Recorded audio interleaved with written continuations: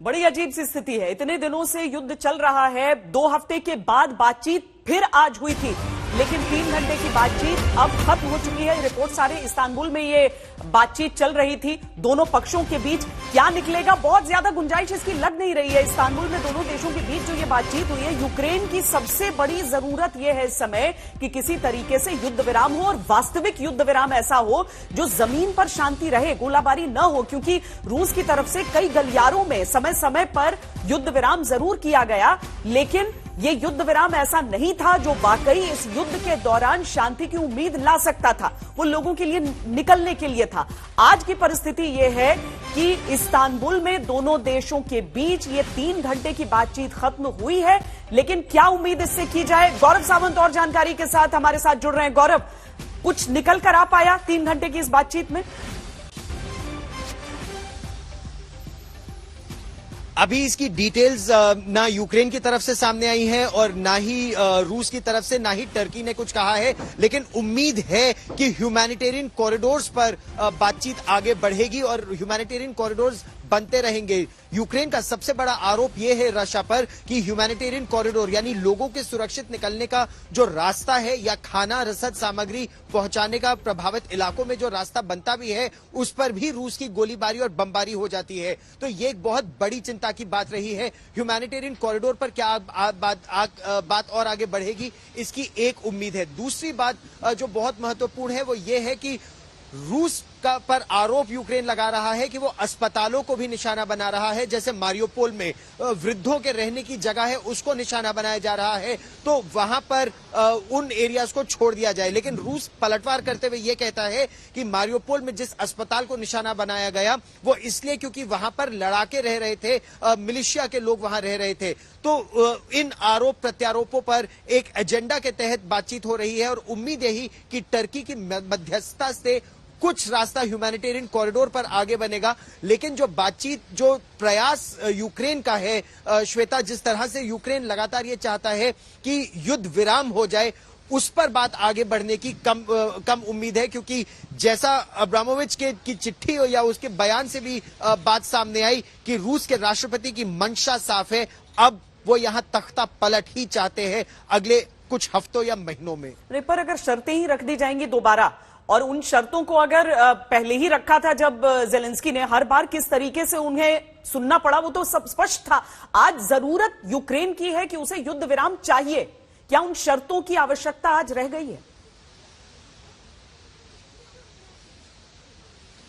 Ukraine ने अपनी तरफ से तो यह भी कहना शुरू कर दिया है कि यूक्रेन अब नॉर्थ अटलांटिक ट्रीटी ऑर्गेनाइजेशन का, नेटो का सदस्य नहीं बनेगा। न्यूट्रलिटी पर वो मान गए हैं, लेकिन अगर यही बात वो 1 महीना पहले या 34 दिन पहले कहते तो संभवतः युद्ध की नौबत यहां तक नहीं आती। लेकिन इस समय इस तरह की बात क्या रूस को संतुष्ट करेगी? क्योंकि ऐसी परिस्थिति में जब रूस की सेना इस समय मारियोपोल शहर के अंदर है, लेकिन दूसरी तरफ यूक्रेन का भी यह कहना है कि वो पलटवार करते हुए डोनेट्स्क के एक इलाके में उसने एक शहर पर कब्जा करने का प्रयास किया है, जिसमें उसको कुछ सफलता मिली है। ऐसी परिस्थिति में बातचीत कैसे चलेगी ह्यूमैनिटेरियन कॉरिडोर के अलावा, ये एक महत्वपूर्ण प्रश्न है। वो भी तब जब खबरें इस तरह की भी आ रही है कि जो शांति की बात करता है उसको जहर देने की साजिश रची जाती है, या उनको जहर, विष सा कुछ उनके खाने में मिला दिया जाता है। तो इस तरह की इतनी युद्ध के मैदान से खबरें आ रही है कि शांति बहाली और शांति की पहल भी ऐसा लगता है कि केवल दिखावा ही है। रूस की मंशा अब साफ है। जब वो कीव के मुहाने तक पहुंच गए हैं, उत्तर, आप तो खुद इरपिन, बूचा, ब्रोवरी के इलाके में रिपोर्ट कर चुकी हैं, तो जब उस मुहाने पर अब रूस की सेना है, अब देखना यह होगा महत्वपूर्ण कि क्या रूस आगे बढ़ता है या आसपास के इलाकों में ही वो अपने तंबू गाड़ के या ट्रेंचेस बनाकर थका देता है राष्ट्रपति ज़ेलेंस्की और उनकी सत्ता को, कि अंदर से ही राष्ट्रपति ज़ेलेंस्की को बदलने की मांग होने लगे, क्योंकि लोग अब यहां थकने लगे हैं। आज 34वें दिन पहली बार, श्वेता, लोग अपने घरों से बाहर निकले हैं, बाजारों में उन्होंने आने का प्रयास किया है, क्योंकि एयर रेड सायरन के बावजूद इतनी थकान, इतनी घुटन लोगों के घरों के अंदर होने लगी थी कि उन्होंने बोला अगर दोनों ही तरह मरना है तो जी कर मरे। सही बात है। लोगों के भीतर ये चीजें नजर आती हैं वहां पर, और मानवीय गलियारे की आवश्यकता है या वाकई उस युद्ध विराम की आवश्यकता है जिसके लिए यूक्रेन के लोग छटपटा रहे हैं। बहुत शुक्रिया गौरव सावंत, आपके पास लौटेंगे ये अभी इस जानकारी के लिए बहुत बहुत धन्यवाद आपका। हमारे साथ जो खास मेहमान दंगल में चर्चा के लिए जुड़ रहे हैं, जेड तरार स्पोक्सपर्सन यूएस स्टेट डिपार्टमेंट के, रामेश्वर सिंह जो कि पत्रकार हैं मॉस्को से, लेफ्टिनेंट जनरल शंकर प्रसाद पूर्व डीजी इन्फेंट्री भारतीय सेना के, और कर्नल रोहित देव डिफेंस एक्सपर्ट हमारे साथ जुड़ रहे हैं। सबसे हम चर्चा करें उससे पहले आपको हम जरा उस नक्शे के जरिए, उस ग्राफिक्स के जरिए ये तस्वीर भी स्पष्ट करें कि किस तरीके से लगभग एक कैंची की से काट रहा है रूस यूक्रेन के कई हिस्सों को। एक थ्योरी तो यह भी सामने रखी गई कि क्या उत्तर और दक्षिण कोरिया की तरीके से यूक्रेन में भी उत्तर और दक्षिण को काटकर या पूरब और पश्चिम को काटकर अलग अलग हिस्सों में कर दिया जाएगा।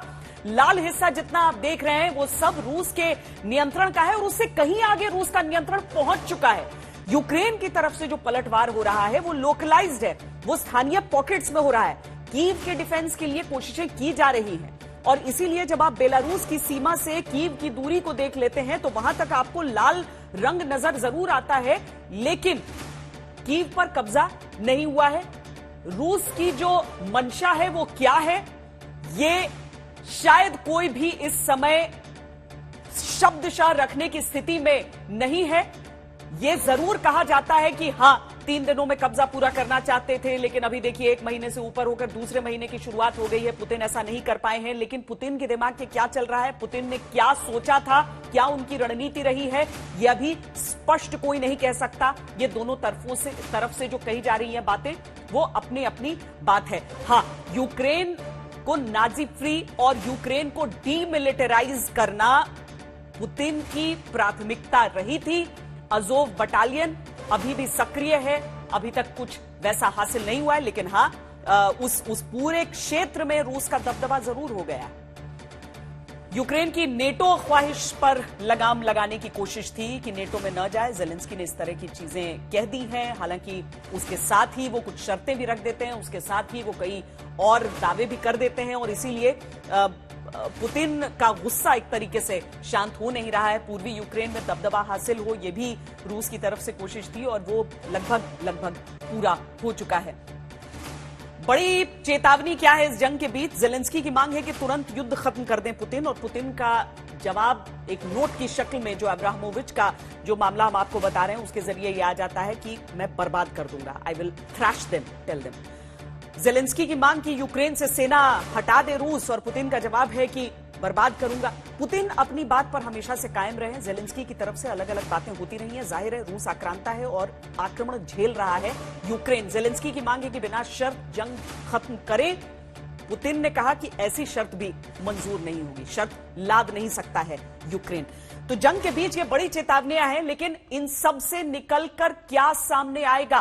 क्या यूक्रेन जो चाहता है कि कम से कम युद्ध विराम उसे मिल जाए, ऐसा हो पाएगा? जेड तरार, अमेरिका ने बड़ी कोशिशें कर ली, जो बाइडेन नेटो की बैठक में शामिल होकर आ गए, पोलैंड जाकर आ गए, लेकिन आज भी अगर इस्तांबुल में दोनों पक्षों की बात होती है तो उसका नतीजा कोई निकलता नहीं है। यह कितना परेशान करना चाहिए पूरी इंटरनेशनल कम्युनिटी को, पूरे विश्व समुदाय को इस समय? जी श्वेता, मैं ये कहूँगा कि हाँ, आपने ठीक कहा कि ये परेशानी की बात है, ये चिंता वाली बात है। और आपने भी सुना होगा कि राष्ट्रपति बाइडेन ने बहुत स्पष्ट तौर पर यह कहा है कि जहाँ तक हम देख रहे हैं उस सूरत हाल को, हमें नहीं लग रहा कि पुतिन के कोई इरादे हैं कि वो अपने हमलों को बंद करें या वो यूक्रेन में से अपने सैनिक फोर्सेस को निकाल लें। लग ऐसा ही रहा है कि वो बिल्कुल यूक्रेन को बर्बाद करना चाहते हैं। श्वेता, आपने कहा कि ये शायद वो पुतिन का कहना है कि वो डीमिलिटराइज करना चाहते हैं यूक्रेन को, लेकिन सच ये नहीं है, क्योंकि यूक्रेन कभी भी एक खतरा नहीं था, बल्कि वो बार बार कह रहे थे कि उनके कोई इरादा नहीं है कि वो रूस पर कोई ऐसा हमला हो।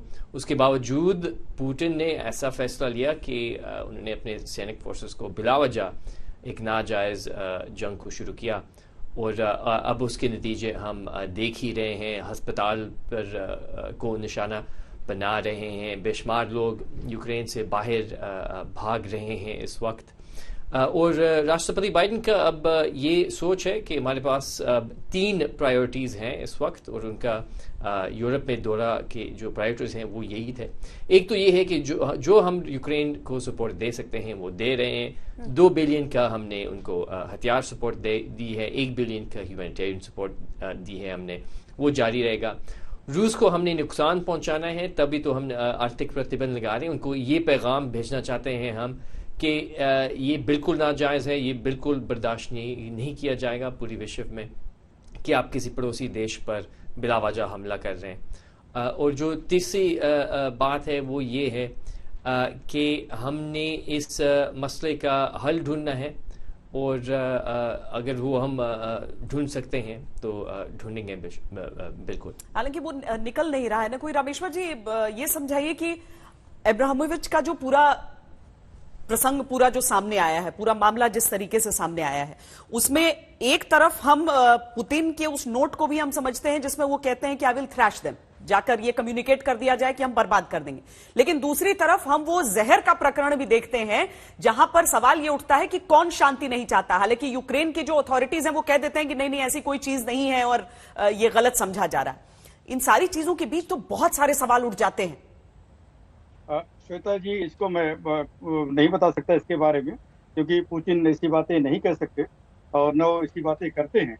उन्होंने अपनी ये मिलिट्री ऑपरेशन जब चालू हुआ उसके पहले ही अपनी 2-4 शर्तें जो रखी हैं उसी पर अटल हैं, और बाकी जो है जो चीजें आ रही हैं बीच में, वो उसके बारे में मेरे पास कोई न हमने कहीं पढ़ा उसको, न कहीं देखा।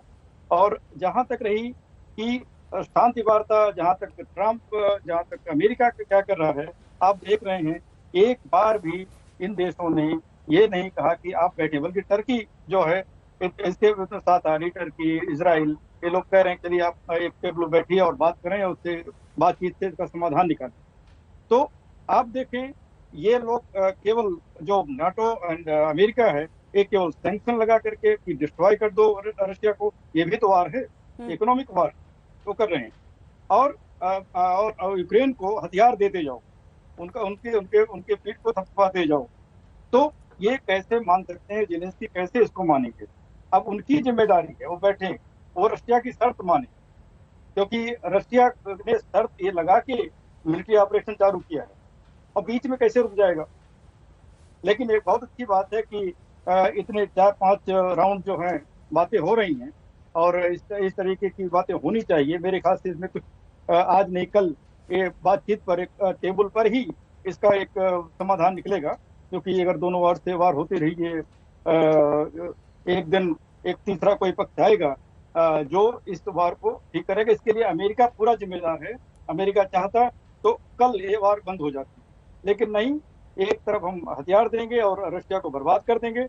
ठीक है, रशिया को बर्बाद करने दीजिए, ठीक है, रशिया भी तैयार है इसके लिए। जब रशिया ने डिसीजन लिया था कि हम एक मिलिट्री ऑपरेशन करेंगे, तो ये सब चीजें आंकड़े बना के गया था कि हमको कहाँ पर क्या सैंक्शन लग सकते हैं, उसमें थोड़ा सा प्लस माइनस हो सकता है।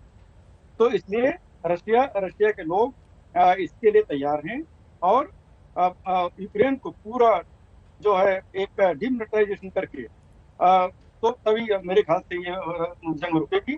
और इसलिए भी हो रहा है कि ये नहीं कि इन्होंने जो है जो ह्यूमन कॉरिडोर की बात हो रही है ये रशिया नहीं दे रही है, यहाँ पर है कि मिलिटेंट जो अजोव के जो है बंदेरी जो है यूक्रेन आर्मी जो है वो लोगों को नहीं बाहर आने दे रही है। तो बड़ी मतलब ये मीडिया वार जो है ये बहुत ज्यादा तेज चल रही है। बहुत मुश्किल है समझ पाना कहाँ सच्चाई है और कहाँ जो है ये फेक न्यूज आ रही है। जी नहीं, ये बात तो सही है कि दोनों तरफ की जानकारियां कुछ इस तरह की रहती हैं कि वो उलझकर एक अलग ही तस्वीर दे देती हैं। लेकिन जनरल प्रसाद, एक तो हम चाहेंगे कि अगर हमारे दर्शकों के लिए आप आसान शब्दों में समझा पाए कि अगर किसी देश को डीमिलिटराइज करने की बात आती है, अगर केवल एक युद्ध को एक देश यानी रूस स्पेशल मिलिट्री ऑपरेशंस कहता है और कहता है हम यूक्रेन को डीमिलिटराइज करेंगे, तो इसके मायने क्या है? वो कब तक युद्ध लड़ना चाहता है? एम क्या है उसका? वो तब तक युद्ध लड़ता रहेगा जब तक उसको यूक्रेनियन फौज मुकाबला करती रहेंगी। मुझे एक सवाल का जवाब अगर कोई दे दे तो मैं बड़ा खुश होऊंगा कि कोई एक ऐसी वेस्टर्न पावर है जिसने कभी ये कहा हो कि युद्ध को रोकना चाहते हैं, युद्ध रोकने के लिए हम ये करने को तैयार हैं। वो तो ये कहते हैं कि और आप युद्ध लड़िए, हम आपको और मिसाइल देंगे और टैंक देंगे और रॉकेट लॉन्चर देंगे और पैसा देंगे और सब चीज देंगे, आप लड़ते रहिए। ये किसी ने आज तक बताया कि हम लड़ाई को रोकना चाहते हैं, इसके लिए रोकने के लिए हमें क्या करना चाहिए? किसी वेस्टर्न पावर ने यह नहीं कहा। अगर आपको युद्ध विराम करना है आज, तो पूरी विश्व को मिलकर including the western power and America and NATO को कहना पड़ेगा कि आप युद्ध रोकिए, हम कोई इस तरह के हथियार वहां नहीं भेजेंगे, हम कोई इस तरह की सहायता नहीं करेंगे जिससे युद्ध को वो लड़ते रहे और युद्ध बढ़ता रहे। दूसरी बात, सरल शब्दों में जो आपने मुझसे कहा, मैं ये कहूंगा कि रशिया का जो इनिशियल एम था उसको उन्होंने कुछ मॉडिफाई किया, कुछ बदली किया है। पहले वो सोच रहे थे कि शायद कीव को कब्जा करेंगे और इस तरीके से काम करेंगे, लेकिन वो नहीं हो पाया। उसकी भी कोई मिलिट्री वजहें हैं मेरे मानने से कि उन्होंने काफी हद तक इसको अंडर एस्टिमेट किया और काफी हद तक उन्होंने फोर्सेस को पूरी तरीके से इस्तेमाल नहीं किया। हमारी आर्मी में कहते हैं कि there is identification of an objective.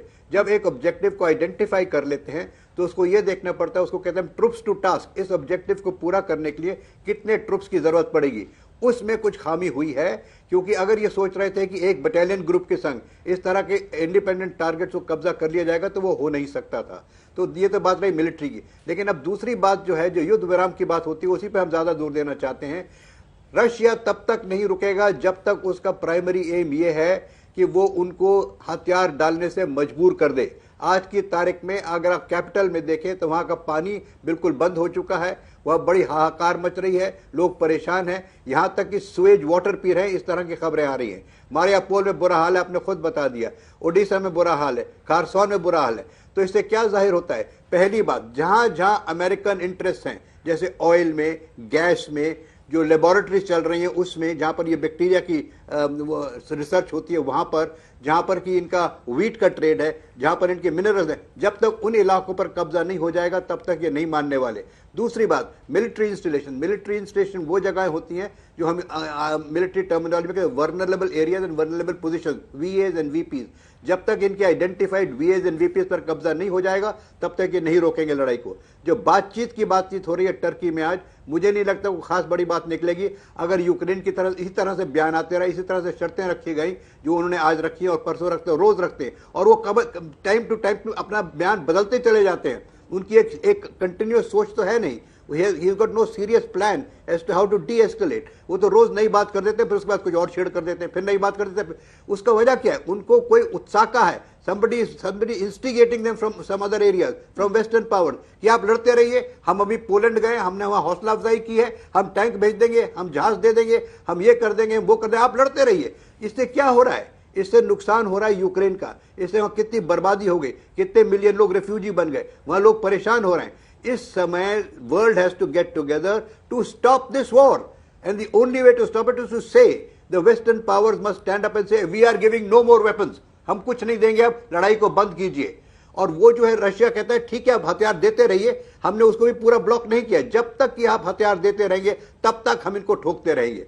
तो please stop sending military add, stop से इट पब्लिकली दैट हम इनको कोई मिलिट्री एड अब नहीं दे रहे हैं। बहुत सत्यानाश हो चुका है, जितनी मिलिट्री एड और देंगे उतना और नाश होगा। जनरल प्रसाद, आप चाहते हैं कि सिर्फ ह्यूमैनिटेरियन एड हो, मिलिट्री एड न हो। इससे यूक्रेन को मुश्किलें नहीं पड़ेंगी, क्योंकि यूक्रेन की तरफ से बार बार कहा जा रहा है कि आप दीजिए ह्यूमैनिटेरियन। नो, देखिए ह्यूमैनिटेरियन एड को तो कोई क्वेश्चन कर ही नहीं सकता। ह्यूमैनिटेरियन एड तो सारी विश्व देने को तैयार, मेडिसिन देने को तैयार है, हर एक चीज देने को तैयार। लेकिन please stop giving weapons, stop giving armament, stop giving ammunition. जब तक वो देते रहेंगे तब तक ये लड़ते रहेंगे। अरे इनका बंद कर दीजिए, लड़ाई बंद हो जाएगी। तो ये बात सबको समझिए। और आखिरी बात जो मैं कह रहा था, मैं आप नहीं कह पाया, कि जब तक कि सदर्न एरियाज यानी कि ओडिशा, मारियापोल, खारसौन, इन सब इलाकों पर इनका टोटल कंट्रोल नहीं हो जाएगा, he wants to get a clean and assured passage into the Black Sea. वो लेना बहुत जरूरी है इनके लिए। तीसरी बात जो है वो सबसे बड़ी बात है ऑयल एक्सप्लोरेशन की। ऑयल एक्सप्लोरेशन साउथ में बहुत उसकी पॉसिबिलिटीज हैं। वहां अमेरिकन कंपनी ऑयल एक्सप्लोरेशन का कॉन्ट्रैक्ट ले चुकी है, उस कॉन्ट्रैक्ट को ये रद्द करना चाहते हैं। They want to run the oil exploration themselves, the Russians want to start that. तो ये सब 4-5 बातें बड़ी साफ दिख रही हैं आज। मैं तो आज भी सबसे ये कहूंगा कि आप पूरे विश्व को समझाएं कि please stop giving them weapons. आप बच्चों को हथियार देते रहेंगे, बच्चे फायर करते रहेंगे और मरते रहेंगे, तो ये तो होते ही रहेगा। और अगर इस किस्म के रोज सुबह बयान बदली करेंगे तो मॉस्को में गुस्सा नहीं आएगा तो और क्या आएगा कि कल ये कुछ और कह रहे थे, आज कुछ और कह रहे हैं, इनको चाहते हैं इनको 2 थप्पड़ और लगाओ। So that is the kind of attitude, is a children's play going on. Nobody can see कि हो क्या रहा है। अब आज मुझसे अगर पूछे कोई तो there should be a United Nations resolution saying we will not give any military aid, please stop this, then you see what happens. कल रोहित देव, जिस तरह से यूक्रेन का पलटवार है उसको काफी तारीफ भी हुई है, जिस तरीके से यूक्रेन लड़ रहा है उसकी तारीफ हुई है, लेकिन एट बेस्ट अगर हम उसे देखें तो वो एक लोकलाइज्ड रेजिस्टेंस है जो यूक्रेन की फोर्सेस दे रही हैं हर जगह। अगर एक पूरे ऑल आउट अपनी पूरी ताकत के साथ रूस भी लगे और यूक्रेन को लड़ना पड़े एक कन्वेंशनल युद्ध, तो वो तस्वीर अलग रहेगी। आज कीव जैसे इलाके को भले ही वो डिफेंड करने में कामयाब रहे हैं, वहां पर आगे नहीं बढ़ने दे रहे हैं सेना को, लेकिन पूरा पूर्वी हिस्सा तो उनका चला जाता रहा है, बिल्कुल कैची चल गई है रूस की। जी श्वेता जी, आप ठीक बयान कर रही हैं।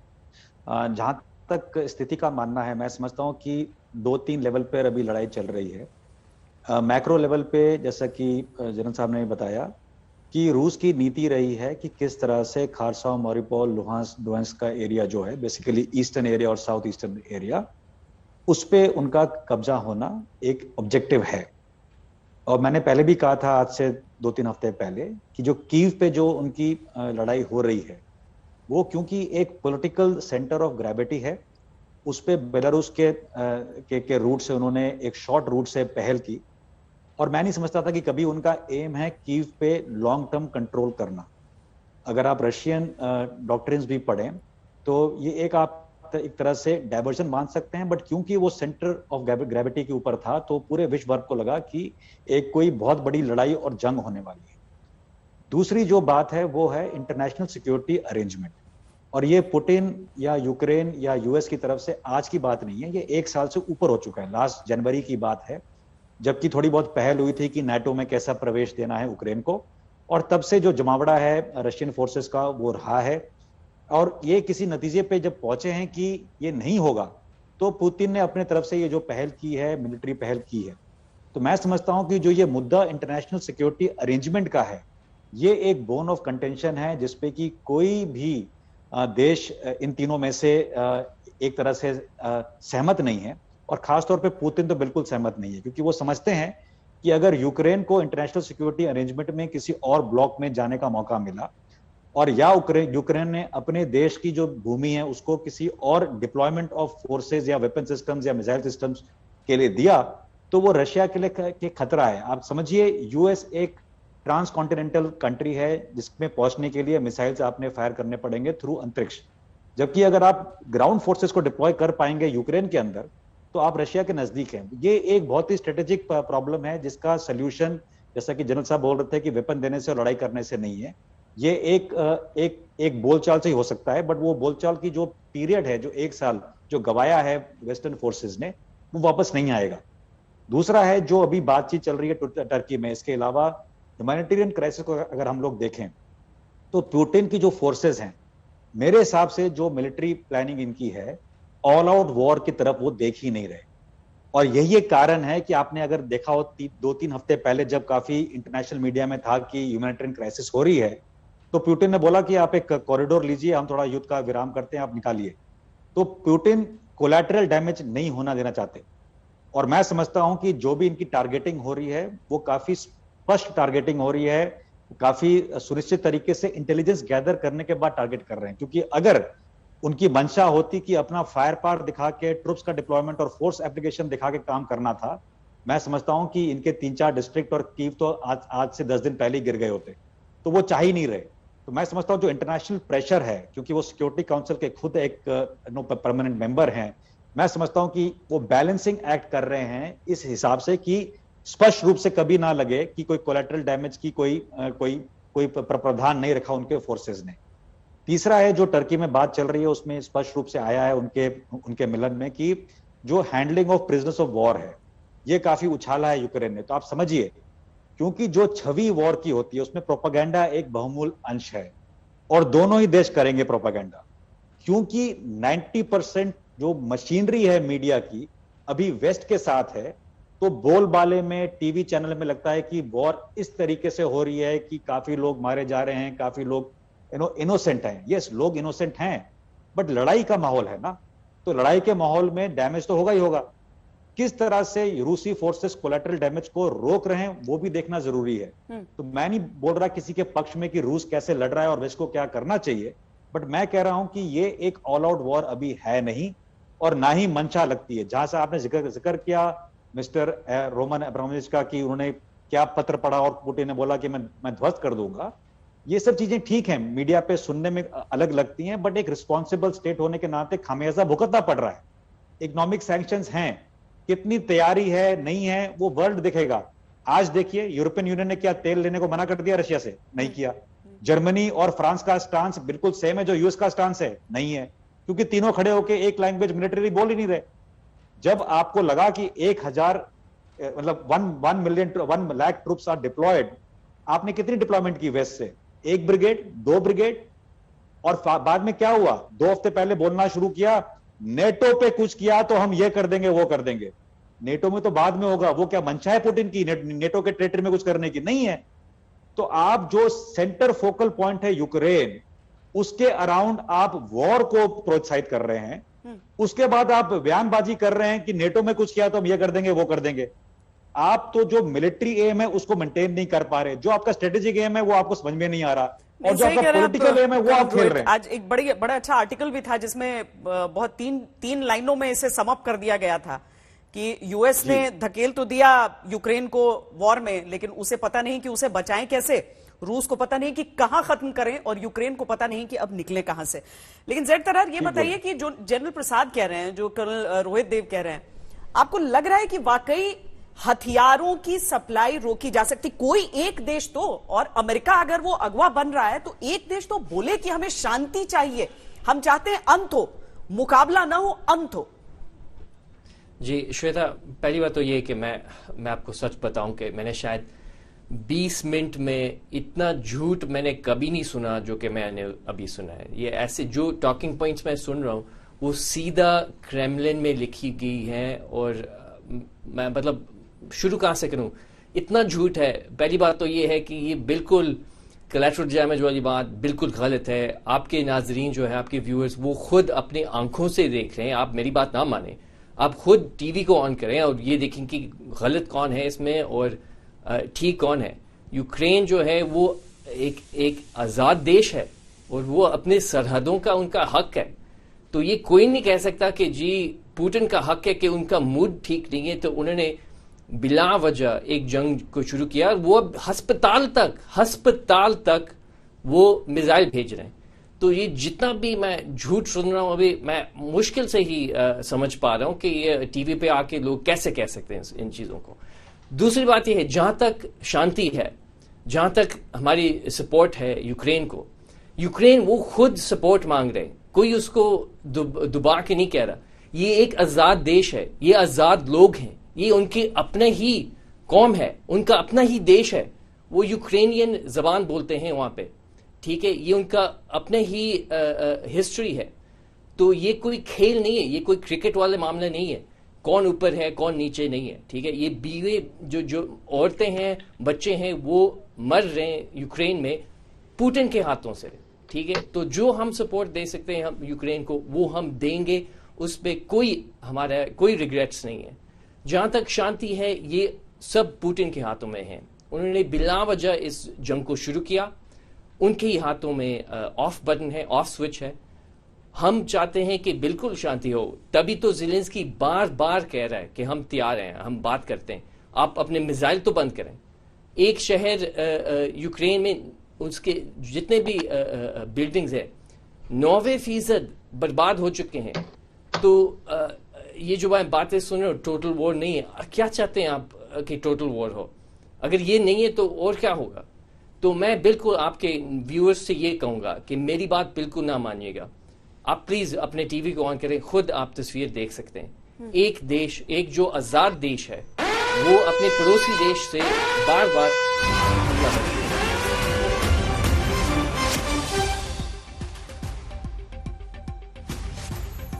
इस बीच बड़ी खबर आपको दे दें कि पुतिन और जेलेंस्की के बीच बातचीत संभव है। इस्तांबुल में बातचीत के बाद यानी दो पक्षों के यहां पर दो प्रतिनिधि मंडल थे जिनके बीच बातचीत हो रही थी कि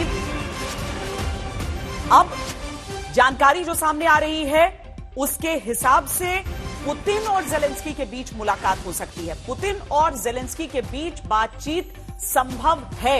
युद्ध विराम की कोशिश है यूक्रेन की तरफ से। क्या रूस ये मानेगा या नहीं मानेगा, ये बहुत बड़ा सवाल था। लेकिन जो जानकारियां निकल कर आ रही हैं उसके अनुसार इस्तांबुल की इस बातचीत के बाद, प्रतिनिधिमंडलों की बातचीत के बाद अब ये संकेत आ रहे हैं कि बातचीत हो सकती है सीधे सीधे दोनों देशों के राष्ट्रपतियों के बीच, और यही सबसे निर्णायक है, यही सबसे जरूरी है। हालांकि लगभग 2 हफ्ते पहले जेलेंस्की ने अपनी तरफ से यह पेशकश की थी, लेकिन उस समय पुतिन की तरफ से कोई जवाब इसका नहीं दिया गया था। पर आज की इस्तांबुल की बातचीत के बाद यह संभव लग रहा है कि पुतिन और जेलेंस्की के बीच बातचीत हो जाए। देखिए जेड तरह, ये खबर आने से पहले आप जो बात कह रहे थे ना, और जो जनरल प्रसाद और कर्नल रोहित ने कहा है, उन्होंने कोलैटरल डैमेज का जो सवाल उठाया कि आखिर ऐसा क्या होता है कि बिल्डिंगें खाली हो जाती हैं तब उनको तबाह किया जा रहा है। देखिए डैमेज वो भी है लेकिन संपत्ति का नुकसान है। वहां पर लोगों को पलायन जरूर करना पड़ा, एक ह्यूमैनिटेरियन ट्रेजेडी है बहुत बड़ी, लेकिन वो जान माल के नुकसान की और एक ऑल आउट वॉर की बात कर रहे हैं कि क्या रूस के पास। जी बताइए। यहां पे मुझे आना पड़ेगा। देखें, आपने भी खुद सुना होगा कि एक थिएटर में 300 लोग थे जहां पे वहां शेल्टर कर रहे थे, और रूस ने जानबूझकर उसी थिएटर में उन्होंने निशाना बनाया, उस थिएटर को निशाना बनाया उन्होंने। तो ऐसे बेशुमार स्टोरियां हैं जो कि खुद यूक्रेन के लोग टीवी पे आके कह रहे हैं। मेरी बात ना माने आप, खुद हम टीवी पे उसको देख सकते हैं कि ये हो रहा है, हमारे सामने हो रहा है। तो मेरे ख्याल में इसमें कोई इनकार नहीं कर सकता। ये सिर्फ क्रेमलिन इनकार कर सकते हैं। बाकी जो हम अपने आंखों से देख रहे हैं कि वो जानबूझकर वो आम नागरिकों को निशाना बना रहे हैं। जनरल प्रसाद, आप जवाब देना चाहेंगे? देखिए, नहीं, मैं जवाब नहीं देना चाहता। इनका अपना व्यू है, इनको हक है अपना व्यू रखने का, हमको अपना हक है अपना व्यू रखने का। हमारा मानना आज भी ये है कि इस युद्ध को रोकना चाहिए। इस युद्ध को रोकने में सबसे बड़ा हाथ अमेरिका का और वेस्टर्न पावर्स का है। अगर वो मिलजुल के इस तरह की बातचीत करें कि युद्ध रुक जाए, तो उसका जो नतीजा है, वो जो उसका मेथड है, जो उसका तरीका है, वो निकल कर आएगा। ये नहीं सोच रहे, मेरे ख्याल से इनका मानना जो है वो इनकी मंशा है। लेकिन मेरा मानना यह है कि कुछ ना कुछ सोल्यूशन जो वेस्टर्न पावर्स है उनको निकाल के देना है, बनिस्बत इसके कि वहां हथियार देते रहे, आप सपोर्ट देते रहे, जिससे कि और लड़ते रहे और आदमी मरते रहे, दोनों तरफ के मरते रहे। तो मैं तो यही कहूंगा, every person has his own view and understanding. I have neither pro Russia nor pro America nor pro NATO और नॉट एंटी नेटो। मैं एक नॉर्मल ह्यूमन बीइंग की तरह कह रहा हूं कि जिस तरह से बर्बादी हो रही है, इस बर्बादी को रोकना बहुत जरूरी है। चाहे गलती ए की हो चाहे गलती बी की हो, इसके बारे में मैं नहीं कहना चाहता। अब एक का एक पक्ष है, दूसरे का दूसरा पक्ष है, अपने अपने पक्षों में अड़े रहेंगे लोग। लेकिन हम ये चाहते हैं कि इस तरह से ह्यूमैनिटेरियन क्राइसिस ना हो जिस तरह से हो रही है। इसको रोकना हम सबकी जिम्मेवारी है, और जो रिस्पॉन्सिबल नेशंस हैं उनको इसमें हाथ बढ़ाना चाहिए, इसमें पहल करनी चाहिए और कहना चाहिए कि इस तरीके से चाहे हथियार रोककर युद्ध रख सकते हैं तो बताइए, पैसा रोककर युद्ध को रोक सकते हैं तो बताइए, या और कोई तरीका है तो युद्ध रोकने का तरीका बताइए, बनिस्बत इसके कि उसमें और तेल झोंकते जाए, और लड़िए आप, और लड़िए आप, और लड़िए, हम आपके साथ हैं। तो this is my view. My whole view is humanitarian crisis must be controlled, must be stopped. जिस तरीके से लोग भाग रहे हैं, मर रहे हैं, परेशान हो रहे हैं, उसको रोकने की तरकीब सोची जाए। और वो सोचने के लिए पूरा विश्व को मिलकर, खास तौर से बड़े देशों को मिलकर, खास तौर से वेस्टर्न पावर्स को मिलकर, जो कि इसमें डायरेक्टली इन्वॉल्व है, उनको पहल करनी पड़ेगी, तभी ये रुक सकता है। रामेश्वर जी, सीधे सीधे अगर पुतिन और जेलेंस्की की बात होती है, जो कि आज इस बैठक के बाद जो संकेत मिले, तो समाधान निकलेगा? बिल्कुल निकलेगा। मुझे नहीं लग रहा कि इतनी जल्दी ये बात हो सकती है, क्योंकि अब ये पहले तो ये पता होना चाहिए कि आज किस मोड़ पर ये बातचीत खत्म हुई। उसके बाद ये कहा, क्योंकि हर बार ये हो रहा है, जेलेंस्की भी मांग रहे हैं कि हम पुतिन से बात करना चाहते हैं डायरेक्ट, तो अभी बहुत ही मुश्किल, मुझे कम से कम मुश्किल लग रहा है।